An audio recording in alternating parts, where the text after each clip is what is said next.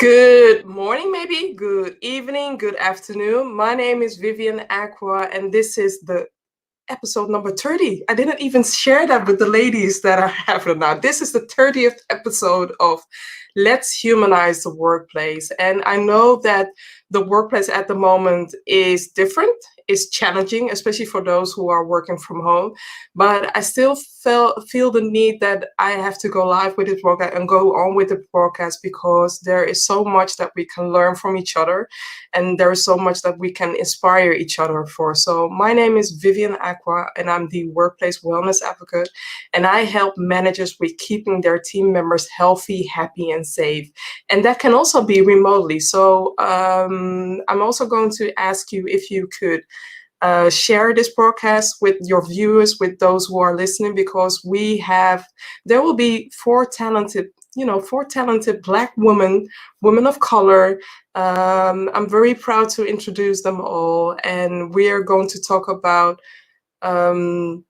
workplace culture and authenticity. So stay here, stay live, and please let me know if your team live. Normally what I do is I check on LinkedIn and see if I can see and hear this broadcast, because I can't see it. So let me see if it's live. I'm supposed to be live on LinkedIn. Yes, I can see something. I can see that it's on. Yes.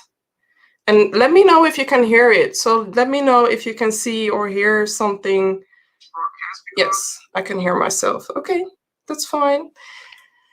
So if your team live, I'm streaming live from Amsterdam, the Netherlands, and there will be a European side and there will also be an American side in this live broadcast. But let me know where you're watching this from, so I can give you a shout out, and also let you know that whatever it is that you have to share, or if you feel entitled to share something or to ask questions, know that you can definitely ask questions during this session. So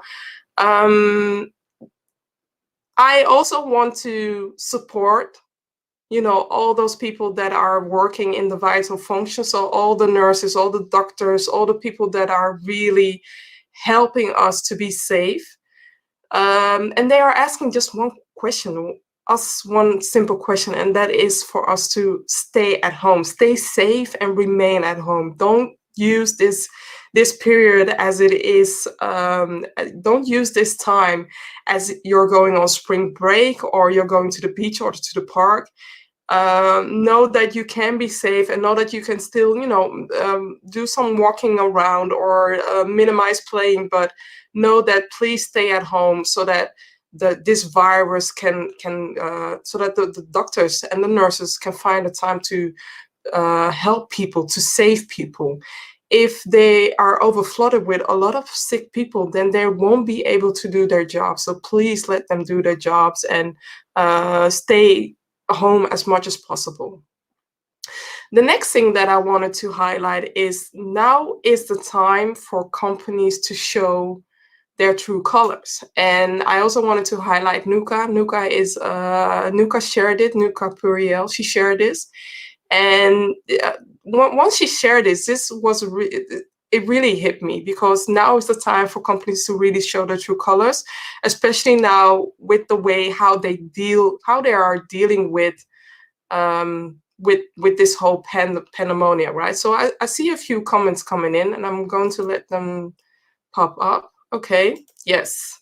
DiDEF, true colors, true values, and priorities. Thank you. Thank you for watching this episode. I really appreciate that. So now is definitely the time to show your true colors, but also show that you're helping mankind, you're helping your employees, you're helping the people.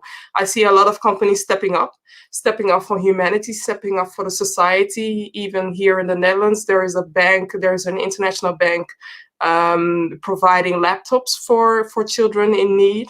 And that's also a way to show your kindness. Now is the time to help out not to stress about, yeah, I know that you want your company to survive, and I know you want your team to survive, and I know you want to keep as much employees as you want, but please, there is nothing wrong with showing humanity. So please be cordial, be civil, and treat the people like the way they need. So thank you, 𝗓𝗏. I'm really curious who you are, and thank you for your support.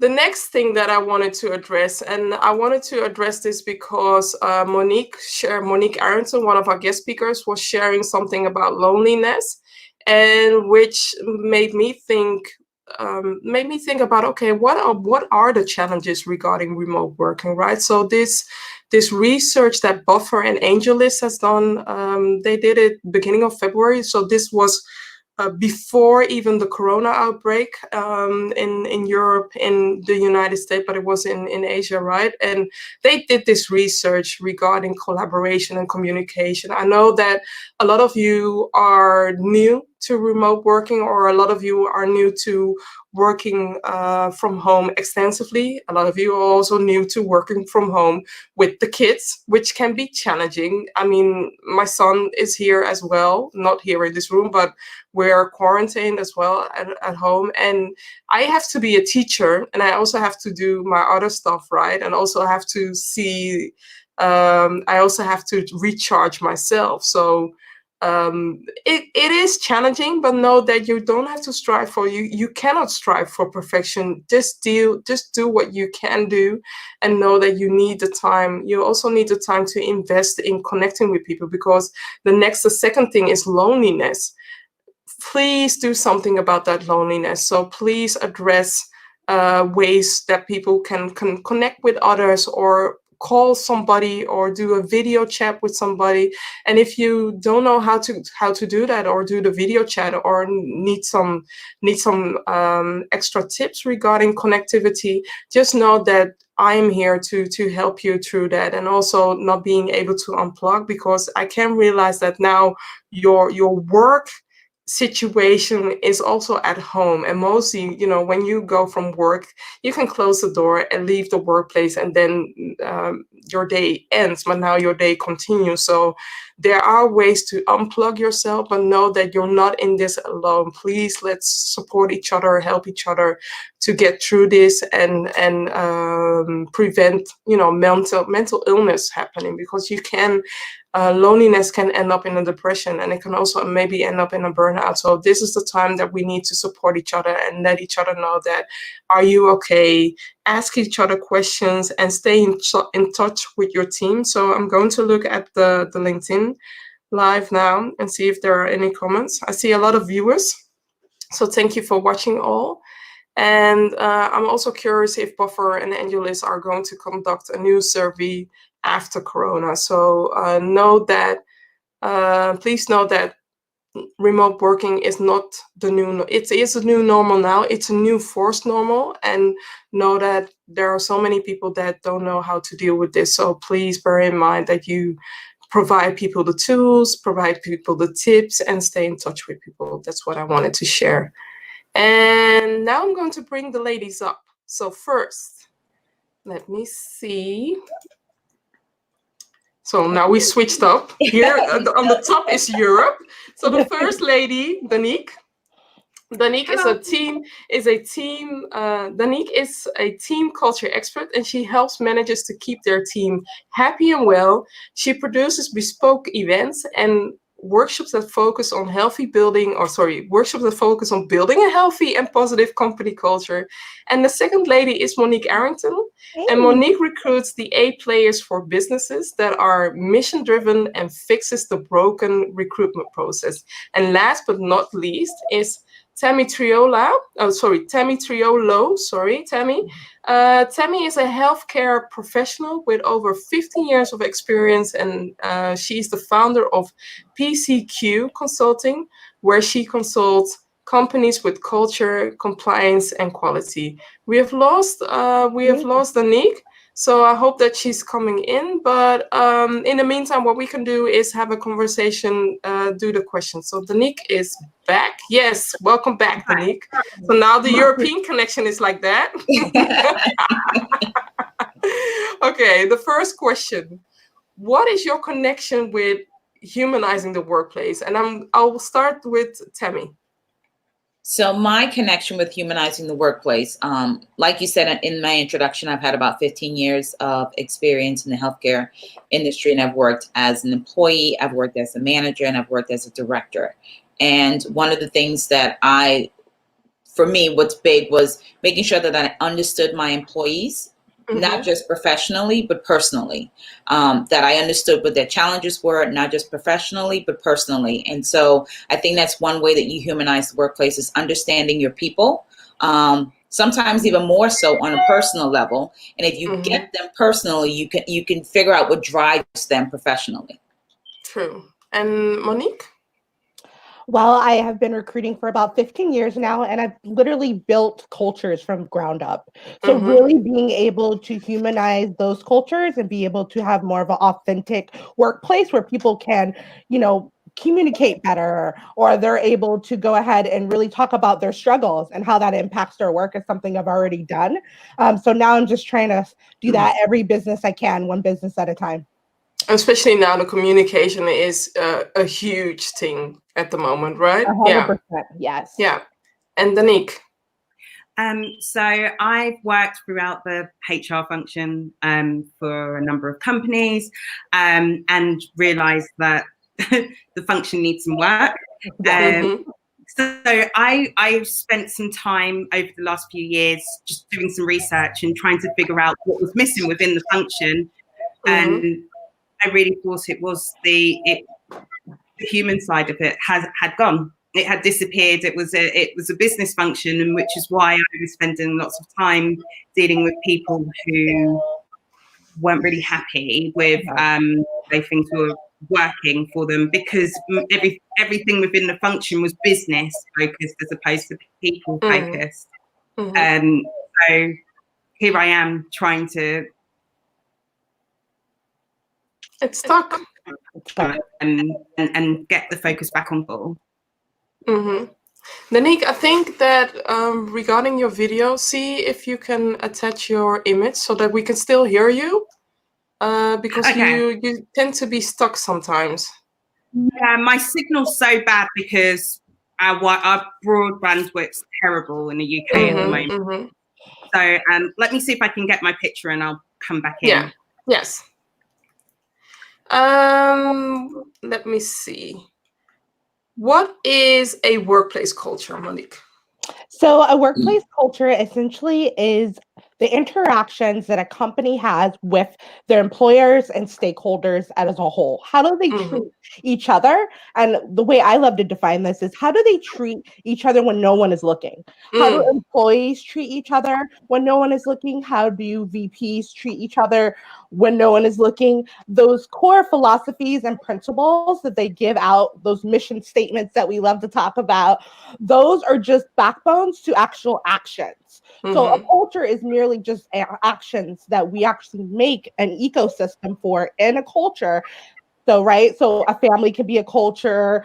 Your sports team can have a culture. It's just merely the interactions. But merely when we talk specifically about company culture, right, we're talking about the ideas and mindsets that maybe a few founders have, their mission, and then how do we actually promote those within an organization by interacting with each other, right? How do we promote those with rituals or different performance? How do we engage with our culture?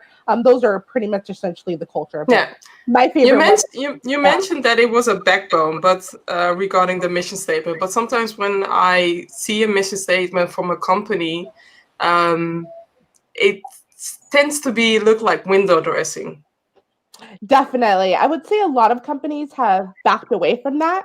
What you'll see is the top understand the mission, and they're the driving forces for those missions because they're so connected to the mission, right? And then you'll see the people towards the bottom are disconnected from that mission. So it's really about how can we get these two engaged together to commonly go with the mission.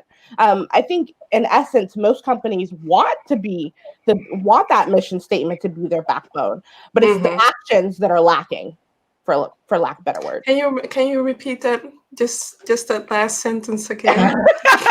just to emphasize on what is missing.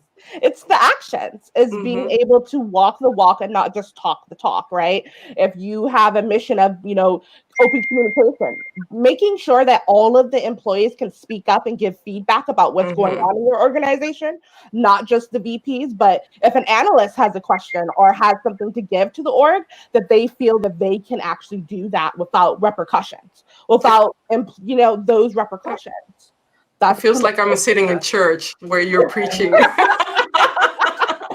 Okay, and Tammy, how to define a workplace culture? I'm hearing myself double somewhere. Is somebody having me on the phone, or? I don't have you on the phone. Yeah, I don't have you on the phone. Okay. So before I answer that question, I just want to piggyback on what Monique said. And she said something about like the mission statement. And a lot of times that the people at the top are more connected to the mission statement. And I want to challenge that for a little bit, because I'm not sure how things work in the UK, but here in America, a lot of companies aren't owned by the CEO. So that mission statement, it doesn't even belong to the CEO. So if that's not his mission statement, and by extension, the board's missing, the executive's mission statement, that's why those mission statements aren't carried out, because those aren't intrinsically his beliefs or his values. Those were the values and beliefs of the people that bought the company, decided they were going to write a really cute mission statement and put it out, and then had the executive teams parrot it, right? And so many companies in the U.S. aren't owned directly by the CEO. It's the same in Europe. Right? So they're owned by equity firms and equity partners that have no real connection to those businesses other than driving the revenue. And so I think that's why mission statements aren't lived out in companies anymore, because those aren't the CEOs and the people that started those companies' actual mission statements.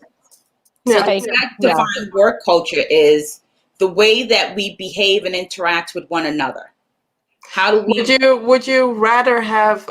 Sorry to interrupt you, but would you rather have teams define their own mission statements instead of a mission statement laid from above? I personally would like to. I think companies need to come up with a mission statement once they've fixed the culture. Once that's clearly defined. Then we can say, what is the mission statement here, right? And I think you can use the current mission statement as a guide, but I think that mission statement should come from everybody working in that organization. What is it that we do every day? So I define culture this way, workplace culture. So when you come into my home, there's a feeling, there's a vibe, there's a flow. All of my rooms are connected in some way, whether that's through color, texture, design, all different, but intricately connected. So that, okay, this is Tammy's taste. I could see it throughout every room that I go in. And that's culture in a workplace, right? So every department is going to have its own unique set of challenges, its own unique set of wins. But when somebody walks into your organization, you should be connected by shared values, shared responsibilities, right? And so you're connected in that way, although each person or each department is operating differently. And then you sit down and say, okay, so accountant does something a little bit different than finance, and finance does something a little different than marketing. The marketing does something a little different than HR. But what is the common thread, right? What is the common thread that we all value and share? And then you can come up with a mission statement that really represents what's happening in your organization. Yeah. And Dannique, when it comes to fixing the workplace culture at the moment, what is it that you would like to can share regarding the workplace culture?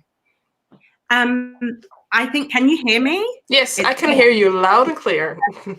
Perfect. I think where we are with culture at the moment is that we're putting it on the back burner, and we're not focusing on the fact that everybody in the organization needs to understand what the bottom line is, and two, what the shared goal is. And I think, honestly, part of it is to do with like we say, the CEO mission statement, but I also feel like we're being introduced to the head of people or the head of culture who don't really understand how the entire business runs. And people are looking to the head of people to give them that information, and they don't know that information. So in my opinion, what we need to do is have, I think HR is an important function in the business, but we need another element to that, or another person in the company who can deliver the information from the top down and give the information to each department in their own language, if that makes sense. So if you're delivering the culture of the company, the finance director is going to hear it so differently to maybe an engineer, or the people in design, or the people in the comms team. So there needs to be someone in the company who is able to deliver the company culture in each department.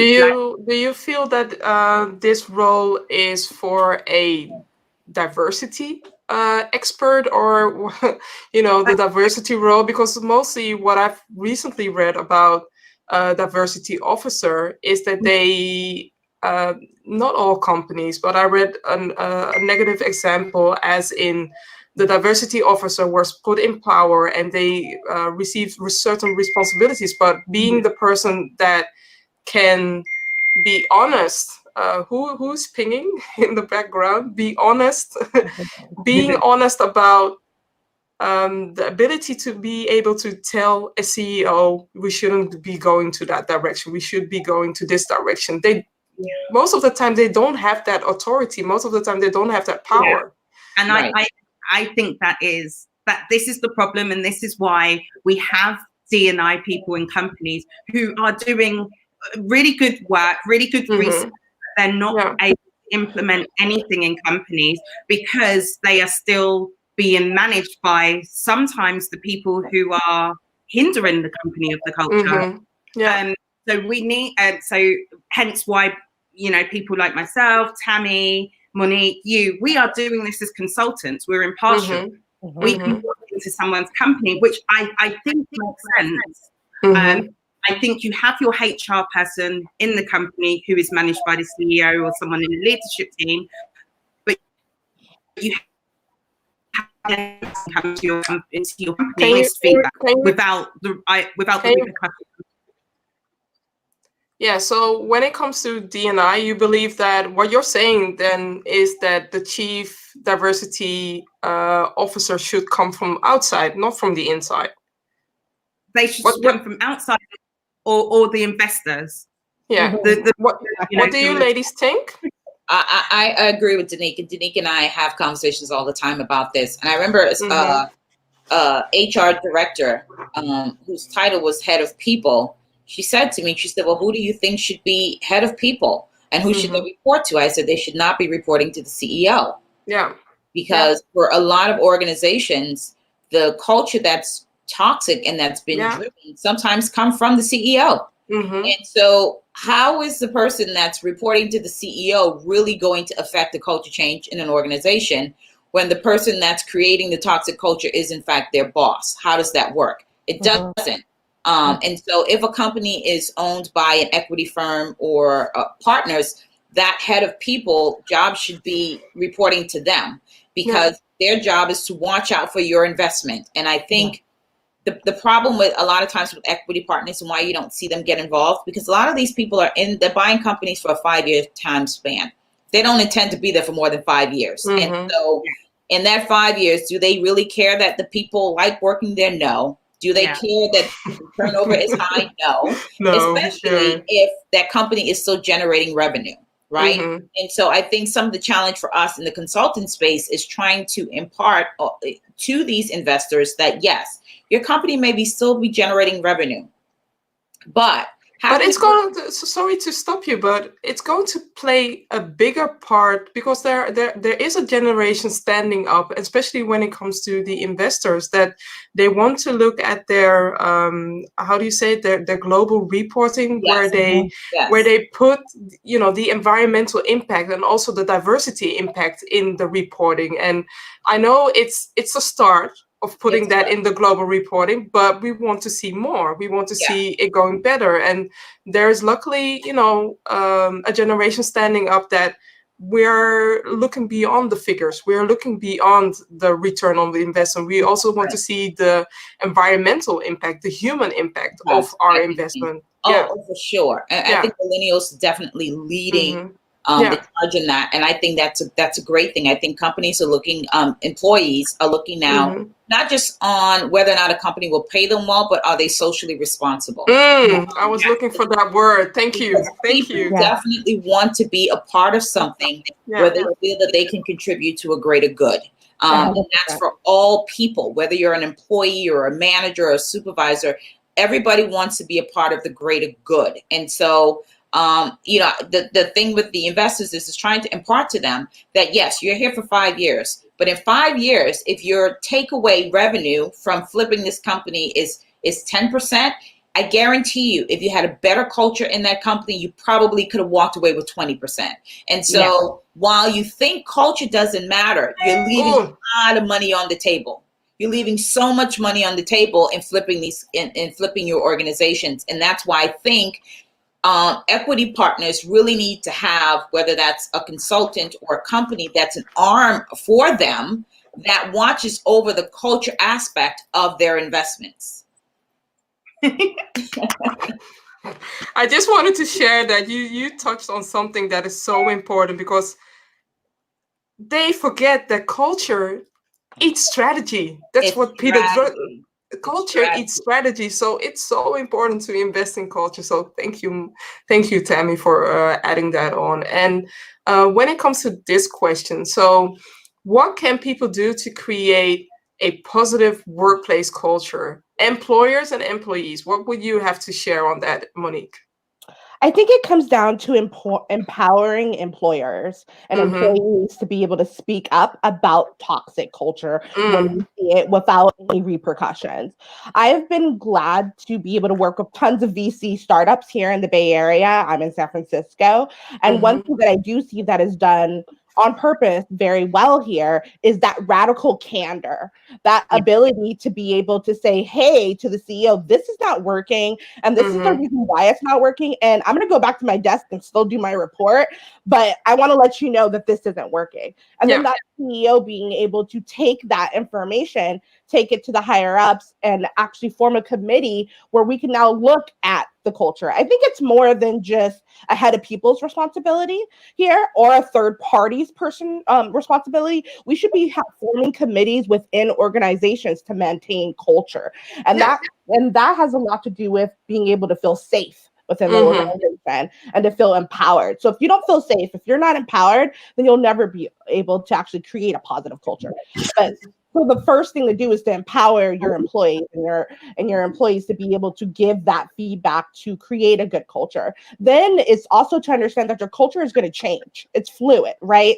And we're going to have to constantly be looking at, is our culture working? And what kind of rituals, policies can we put in place to actually maintain that culture? And that's especially, sorry to interrupt you, but that's especially now, it's very important to look at that, because I see organizations showing their true colors, which can be very positive, like I shared in the beginning, but there also are organizations that here in the Netherlands, there was an example that somebody shared with me. The government stated that we need to work from home as much as possible, and the person received an email regarding, if you're not sick, if you're sick, stay home. If you're sick, you can work from home. If you're not sick, come to the office and work. Wow. And that's double, right? Because there is a way to address it, but there is also a way to scare people and say, okay, I only want you in for the money, and I only want you here, you know, to for the billable hours. Yeah, definitely. And I think the problem with employers is the lack of respect for employees overall. The ability not to see us as human beings and not to see us as a part of the bigger picture of the organization. They see us as a, a commodity, an item that they can exchange or get at any time. And that's the those biggest times are issue. over. Those times are over. You know, the great thing about it is we say those times are over, but unfortunately, there are more people getting laid off right now with no actual backup, with any savings, without than ever. And that tells to a lot to our current culture, not what we want to be happening. We have the current culture in most companies is toxic. Let's be real. And that has a lot to do with the fact that people are not able to actually be able to bring about positive change without repercussions. That's just the bottom line of it. And we can only create that if we empower people. So bottom line, I would say my answer to this is empower your people with radical candor and the ability to, you know, make committees that will actually give you policies in place to maintain that culture. I think that's pretty much the answer to that question. And keep the committee simple, because it doesn't have to be a governmental process where it's going to be paper beyond paper, and then the committee turns into another, you know, toxic a whole other issue, right? I think the committee should be mostly made up of people from every team. And then they sit on that team and they talk about the culture within the culture. So we have to understand it's not just the culture of the company. There's cultures within the accounting department. There's a culture within the, you know, finance team, whatever. So it's bigger than that. So whatever 3 pillars we're going to talk about, what is our culture, we also have to understand that it's fluid, it's going to change, and it's different within each department. Right. Definitely. So Dannique, the next question is for you. Why is authenticity so important? So I think it's really important because I've sat in on many interviews and you see people, they're at their best, they're trying to hide who they really are. And I had this example of this young guy who turned up for an interview and said, you know, I like Beethoven or something along those lines. This is the type of music he liked. And we ended up working in a company and working with an artist who did drill music.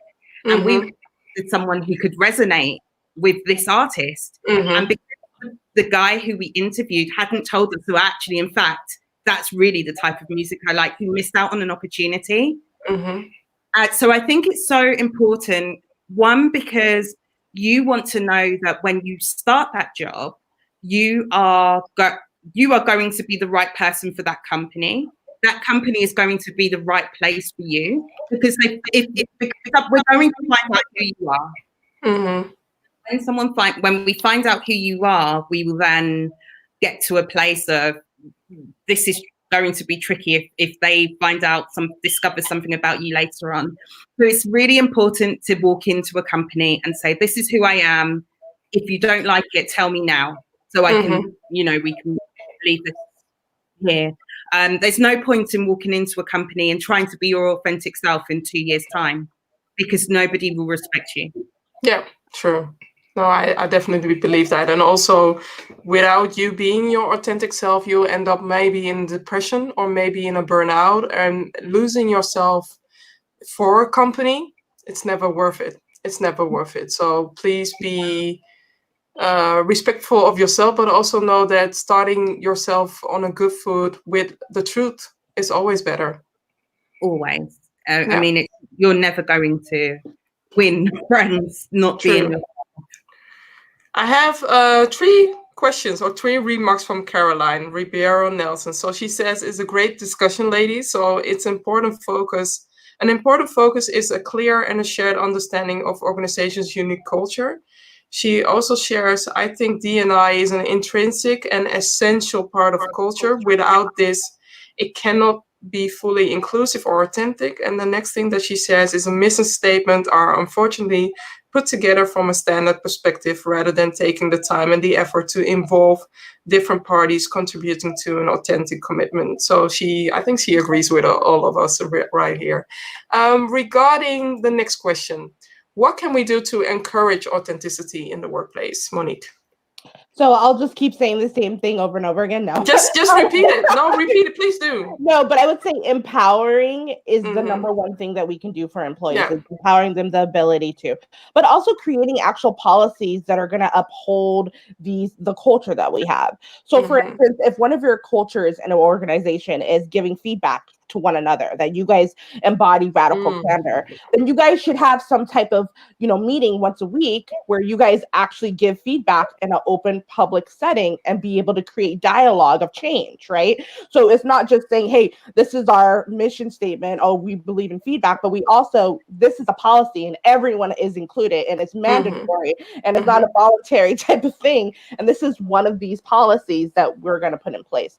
So it's about getting, people from head of people in HR to marry both of their skill sets and then putting things actually down to implement where actual employees can be able to do that. So if community, for instance, is one of your missions, you want to bring about social change in community, what are you doing in your organization? Are you guys doing like shared lunches? I worked in an organization where everyone took lunch at the same time every day, and it was in like a round table type of situation where we could build communication and talk to each other and build a community.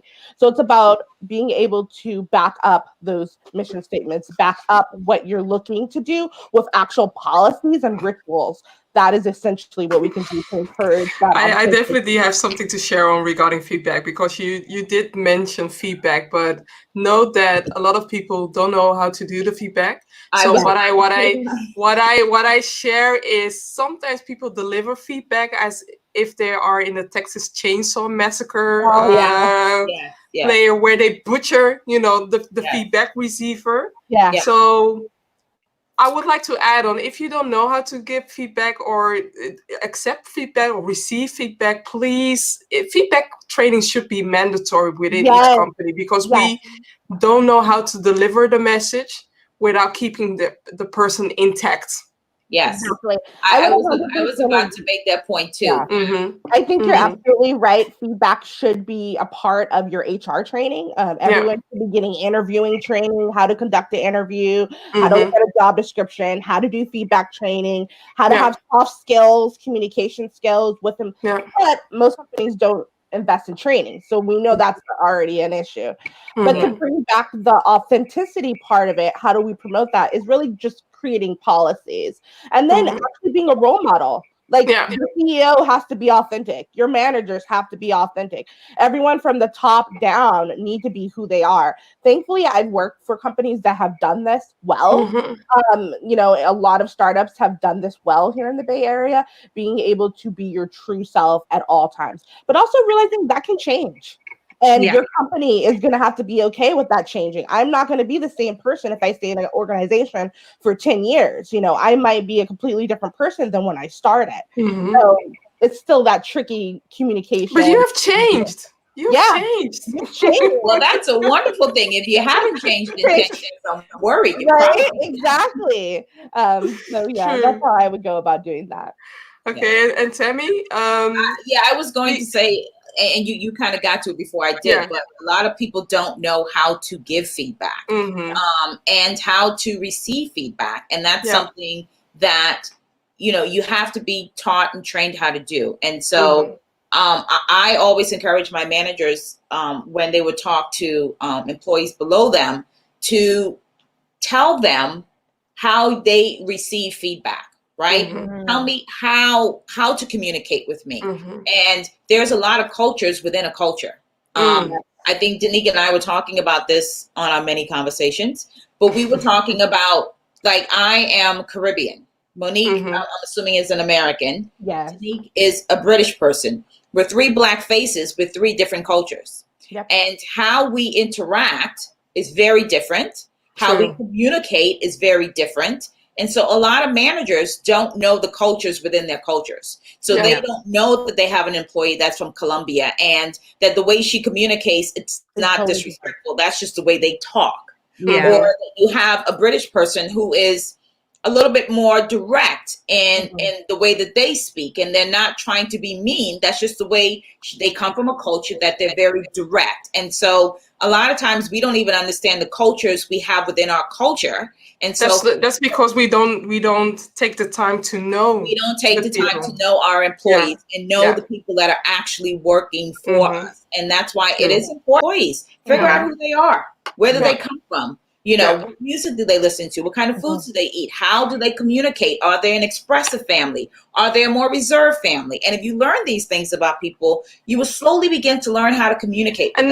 the funny thing is, you don't even have to ask, you know, where you come from. Just show interest. Show interest. Like what kind of food you're eating, or what kind of food you used to eat, because you can learn a lot from a person eating their own food, or bringing, you know, do a potluck where they can bring their own food, where you can ask the question. Because sometimes when people are doing their best to show interest, they fail very hard, and they ask the questions that, to me, when people ask certain questions like where you're from, I know what they want to know, but if you're not direct and concrete, and you're asking it in a way like, okay, this is the so many times that a person has asked this question, you will disengage a person before even getting the answer. I get that all the time. People will say to me, I get, where are you from?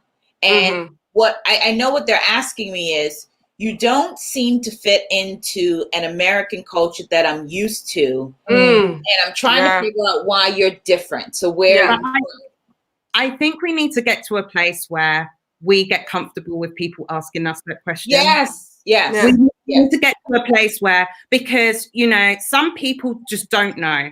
And we need to get to a place where that question is not uncomfortable to us anymore.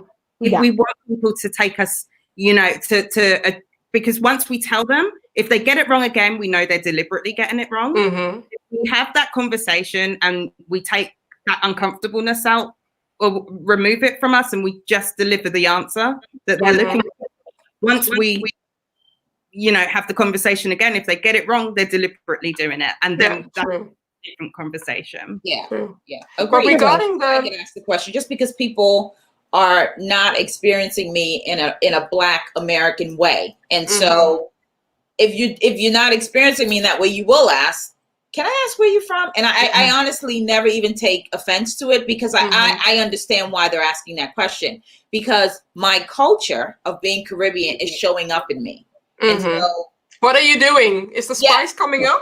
Well, you know what it is? I think for me, it's part of it is language and the way I accept feedback and the way that I communicate. And so it may be different from what you're used to. And so people can pick up very subtly that you're from a different place, or you may have an accent. And if you have an accent and somebody says, where you're from, nobody's making you less European or less American. They just are asking, you know, what else do you bring to this workspace? You know, are you from another country? And so I'm with Dannique. We have to stop being so touchy about people asking us where we're from and assigning to people motives that they may not have.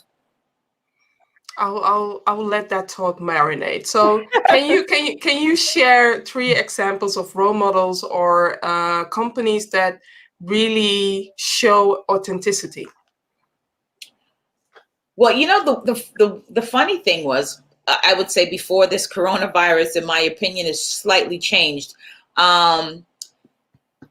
Richard Branson of Atlantic, and he has come up a lot in when we talk about culture and what we say about culture and what he has said about culture. And this pandemic has really exposed that what you say about culture, what you write about culture, can be very different when you are faced with actually living out the culture by which you profess. Can you share why? Because his company was one of the first companies to say that they expect their employees to be out of work for a month without pay. And this is coming from somebody who talks very much about valuing his employees. He himself, his net worth is in the billions. I tried to stay away from telling people what to do with their monies, because I just think that's a wrong conversation to have as well. And I don't think it's very productive to do that. But from a business perspective, if he put back in his own business $4 million or $45 million by which to pay these employees, does it make him not a billionaire? No. Does it change anything? It makes him it makes him a human. Yes, right. It changes nothing in his financial situation, but what it communicates to his employees is huge, huge. And so I think when you talk about being authentic, I think I probably could have answered this question pre-pandemic. Post-pandemic, we're still learning from these role models by which we looked up to. Are they really role models in authenticity? Because what you say and what you do is two separate things. That's true. And who's doing it now? Who is the role model now then? I think the role model that's doing it now, I think Apple, I think Dannique and I were talking about this yesterday, right? So Apple in its business practices doesn't always do the most ethical thing in terms of how they bring products to market, but they have demonstrated that even if they don't perform ethically in a business perspective, they are performing more than ethically now in this situation by the way that they are treating their employees. And the same can be said about Starbucks. Another one of those companies who Starbucks have always been consistent in the way they think about and treat their employees and being authentically the company that cares about not just their employees, but the social impact that their company is having around the world. And so, again, I think Apple is doing that. I think Starbucks is doing that. And I think there's probably a lot of small businesses that we don't know about that's doing that I would like to get to know who those small businesses are. You know, I think their CEOs probably are around this country that are taking pay cuts to make sure that their employees are paid, but we don't know them because they're not big companies, Let's challenge people. So if you have an example of a company that is showing their true color, but also showing a good example, share it. Please share it and tag us. We're in it so that we can amplify it as well, because we do need to highlight these showcases. We need to highlight these companies because they show humanity in people at the moment. So yes, we're hearing about all the companies that aren't doing the right thing. It is great for us to talk about the ones that are. And again, I'm sure there's a lot of small businesses doing the right thing. And if you are a small business or you work for a small business that's doing that, instead of coming on LinkedIn trying to be, you know, the motivational coach right now, start highlighting these companies so that other people can know who they are. Start highlighting the companies that are doing the best for their employees, that they're not an Apple, they're not a Starbucks. Nobody knows who they are. Maybe they're a small company in the Bay Area or here in Fort Lauderdale or the Miami area. The small companies doing the best that they can for their employees. It'd be great to know who those companies are. And those are the companies that I would love to work with. Yeah, definitely. And let's say, what can companies gain when they pay attention to authenticity and workplace culture? They gain happy employees. Let's do two tips from each. Yeah. They gain, sorry, Monique, what you saying? They gain happy employees, productive employees. They gain retained talent that's engaged. Instead of being disengaged, that's what you really get. And you usually get a higher productive team as well. And Tammy? I think what companies get, and I don't think people pay a lot of attention to this, but they get innovation from their people. They get innovation from their people. Your employees are going to be the ones to take your business to the next level. So you start a business with an idea, right? And you put these practices in place to maintain that business. It's going to take employees showing up, thinking about your business differently and innovating how to make your business grow. And so when that's what you get innovation from your employees when they're in a good workplace culture, which only benefits your company and the growth of it. Yeah. And Dannique? I think for me, I think they will gain loyalty. And it's not just in a way of, oh, you know, we keep paying them money. People will stay loyal to you. If you allow them to be who they are at your work, at that company, they will stay loyal to you and they will grow with you. And like both Tammy and Monique said, they will innovate your company. They will show up in a way that you didn't even expect. So the people who have or the companies who have allowed authenticity in their workplace are the ones who, even before they were told to let people work from home, those are the ones who have the employees now who are helping them to stay afloat. Yeah. So yeah, that's what I think they'll change. I also want to add on is a lot of companies don't realize that those are the when you embrace authenticity and workplace culture, you have ambassadors for a very long time, and those ambassadors are talking, and it's up to you to have ambassadors talking positively about your brand, about the company, about the products, and about the environment, or negatively. So, and the power of having an ambassador is so enriched. I see a lot of companies, investing in ads, but they are forgetting their advocates. They are forgetting their ambassadors that they have in place. And when they know how to use LinkedIn or Twitter or all the other platforms, that's gold. That's gold. That's a really good one. That's a huge one. That's a huge one. And I think your biggest ambassador are your ex-employees. Those are the biggest ambassadors. So whenever I see an employee leaving an organization I'm consulting with, I'm always like, we need to make sure that they are so fans of the company that when they leave, they're recommending them. They're writing about them still. They're talking about their wonderful, time being there. So really pay attention to your employees, because they will become your ex-employees. And those are the fans that people tell them. You tell them. Man, that's a good one. It's the same like your customers. You don't want customers to leave, bad reviews about your product. Especially now. The world is smaller. We know how to, everybody can be a broadcaster. Everybody can have their own show. Everybody can share their feelings on social media. So please be aware of what you're creating, and please make sure that at least you have an exit conversation with that person, so that you can learn to do better and learn how to address the things better, and learn from that, that instance. Exactly. Yeah, I will say on those exit conversations, I think Monique said it earlier, you have to have a radical way of people being honest. I will tell you, I have never been honest on an exit interview I have ever done. And I think a lot of employees aren't honest because we are socialized to not burn our bridges from really bad companies. And so people never tell the truth on their way out. They never do. And the only way is telling the truth, does that mean that you have to do, the thing that Angela Bassett did? No, you don't. You don't know.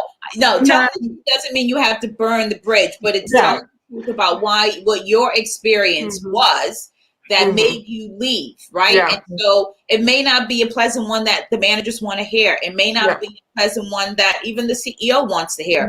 But you really want honest feedback about why people are leaving your organization, and not, a lot of organizations don't want it, and the same reasons why they do surveys. My feelings about surveys is, put it on the front door and wipe your feet on it. I mean, it's not giving you any information that you're 100% right, Tammy. I think it's also important to not have those exit interviews with the people who are still going to work there. My exit interviews were always with the people who are the HR person who is the employee of the CEO. I don't want that sent back to the CEO. I think you should have reflection interviews where you leave the company, and maybe a week or two later, once everything's calmed down, you then say to the person, "Shall we have a call or a coffee?" And we talk about why you left the company. This is so much better because you cool down. Cool down. Everyone's going to have a more open discussion. The employee doesn't work there. You're no longer their employer. The references are done. Right. That's a good thing. That's a good thing. I think the best companies I've seen do exit interviews are more video. So you go ahead, you leave the company, and then they incentivize you to do an exit interview with gift cards or something of that nature. And then you have a list of questions, and then they say, if you want to go ahead and just freestyle it, go ahead. And I've gotten such really good remarks when they're just a video camera of themselves. They send it out to the universe, and it's done. Okay, but an exit interview with gift cards, that's the first that I heard. So what was the gift card?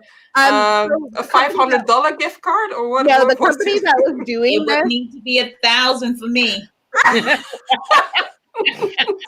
just putting it out there. That's my number, anybody. That's Tammy's number. The company I've seen did that, utilize the company where they did experiences and gift cards. So some of the experiences were like a gift card to go dancing or your nails done. And then the gift cards were along like Starbucks and things of that nature. But I've seen about 75% of their people actually filled out, did these videos, and these videos were raw. They were honest, you know what I mean? And it can be done well. But we as human beings need to change our relationship between employees and employers.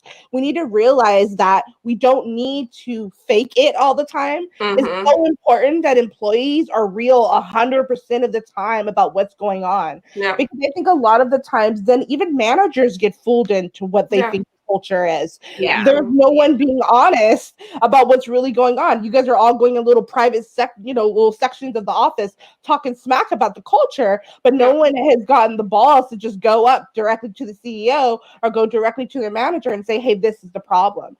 So I think before college students leave college, they need to really understand that that's vital.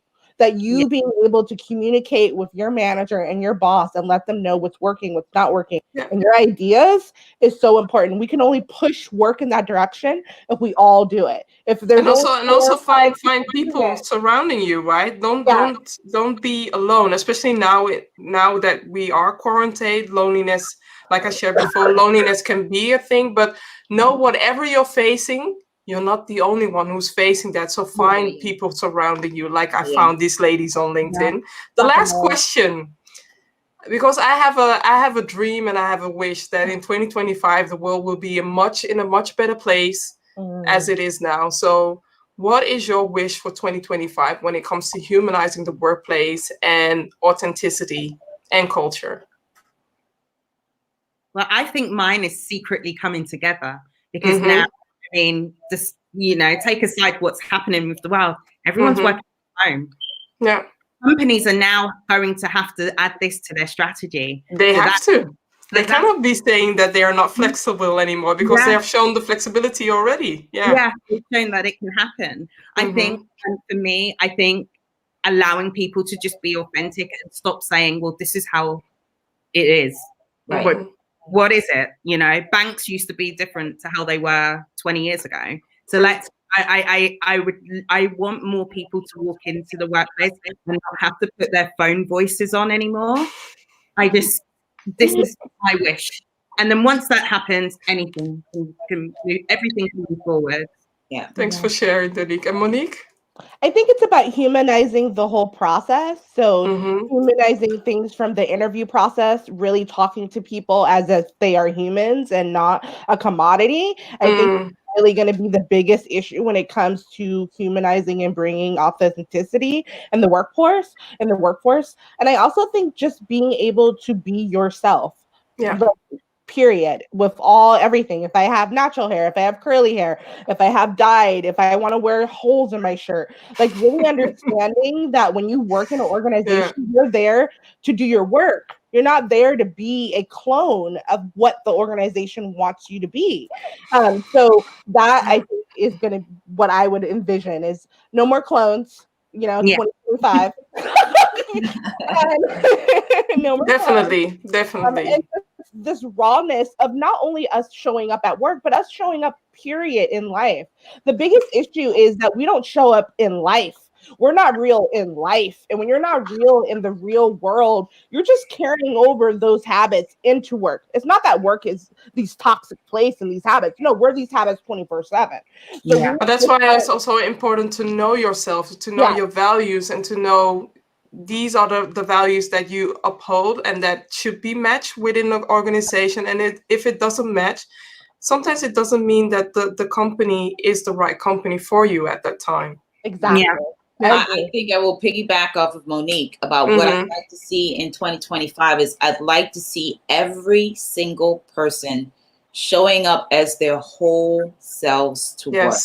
Not the version of themselves that they believe they have to be for somebody else, for some organization, for some friend, for some husband, for some boss, but showing up as their whole selves. That the work that they do starts with them. You are your first client. You are your first employee. You are your first boss. You are your first leader. Everything starts with you. And once you figured out who you are, you can show up in life and you can show up in the workplace as a better person. Culture happens when we all participate in it. Yeah. It doesn't happen when my manager is doing everything that she needs to do or he needs to do. And the VP and the C-suite, they're doing this all, but the employees aren't showing up, right? Exactly. That doesn't help. So all of us showing up authentically who we are, not the versions we've been telling everybody about ourselves, and not even the fake version we've been believing about ourselves. I tell people all the time, the biggest lie you tell yourself is the one you tell yourself about yourself. Yep. Yeah. And so for 2025, I would hope that people stop telling lies about themselves so that they can show up as whole people to work.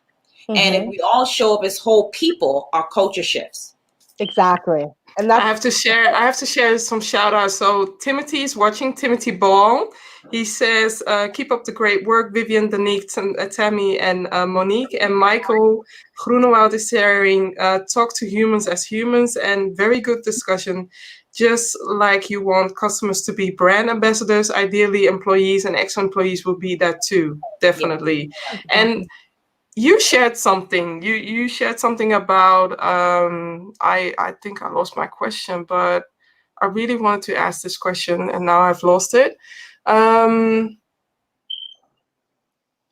you repeat again what you shared regarding 2025? What you want, so I can see if I can highlight my question. Yes, you, Tammy. Sorry.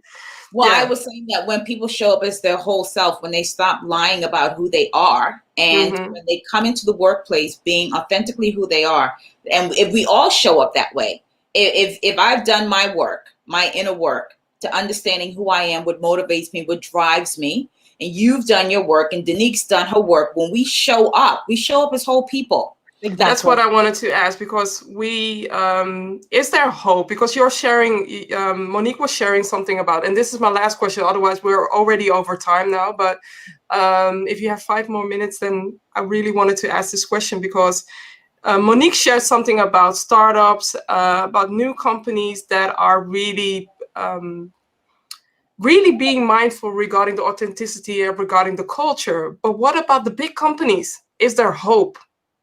Is there hope? One answer. I will go through all the ladies. Is there hope? Tammy. There is hope. I think as long as there are people, there is hope. As long as there are people running these organizations, there are hope. But I think it's going to come down to those people doing their work. And if they start doing their work, they can be honest about the culture that they either helped cultivate or the one they want to cultivate. So as long as we're breathing, there's always hope. Okay. Monique? I think there's definitely hope, but I think it's going to take employees demanding to be treated a certain way.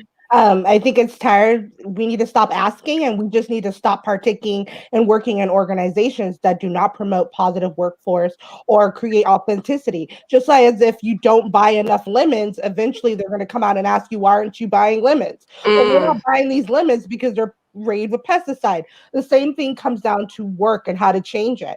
Stop working for organizations that don't create good culture. Quit. If you're in one currently, go find another company or radically try to change the one that you're in. Now, they all have different consequences and how you're going to be able to do that. But definitely we can, big companies can do it, but I think we as people need to demand it. Yeah. Then Dannique, last. I'm probably not as hopeful as the other two for bigger companies. Well, then we have a European alignment, because I'm not that hopeful as well. And I'm going by the facts that you know, nepotism. So everything's been passed on to someone else. Yeah. Still going to say the senior at the company, and I think it would take an absolute radical change for things to completely change. Like, for example, Woolworths, that it's gone, and and I think it could have stayed had they have cared for their people and let people innovate the company. But I'm not as hopeful. But you know.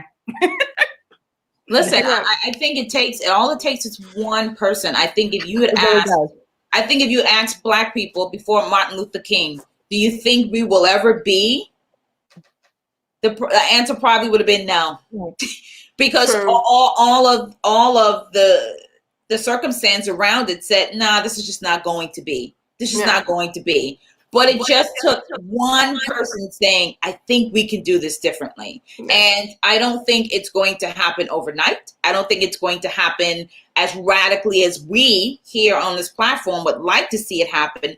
But you just need that one person to say. It starts with us. I mean, and it's doing this one person to say, hey, I think we need to do this differently. If you think about, have you guys heard about Theranos, right? Yeah.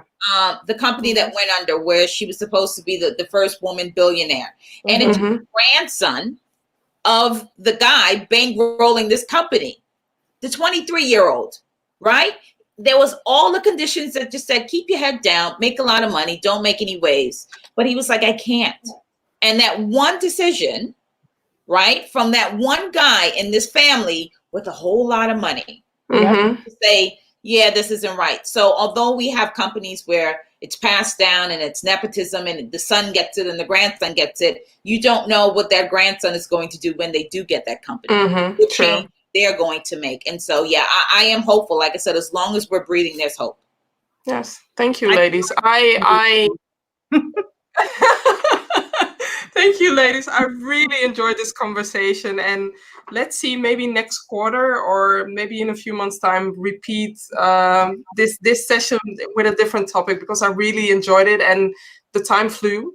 So thank you again for sharing so many insights, and I hope that the listeners and the watchers and the people that are, you know, joining us in this session are really inspired like I am, because I learned a lot, I heard a lot, and knowing that I even met Tammy for the first time live. This is the second time that I'm seeing Monique, and also I think the second or the third time that I'm seeing Dannique. So magic can happen when you meet each other via LinkedIn. So thank you for watching. And I also want to end off, please don't leave, ladies. I want to end off with the broadcast of next week, and then I'll get in touch soon.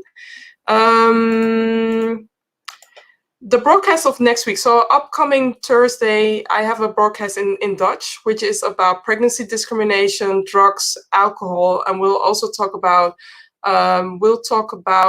Corona. She is a law advocate, employment law advocate. So we'll touch base on that. And next week, Monday, there won't be an episode on Tuesday. It will be on Monday. I'll be having a conversation with 𝗪𝗂 Atkins, a guru in the Agile world, and we'll be discussing the Agile leadership. So thank you for watching this episode. My name is Vivian Aqua, the Workplace Wellness Advocate. And if you have any questions regarding this episode or want to ask the ladies something about this episode, tag them, tag me, and I'll direct the questions towards them. So thank you, and have a good day, night, evening, and stay safe, people. Stay safe. Bye.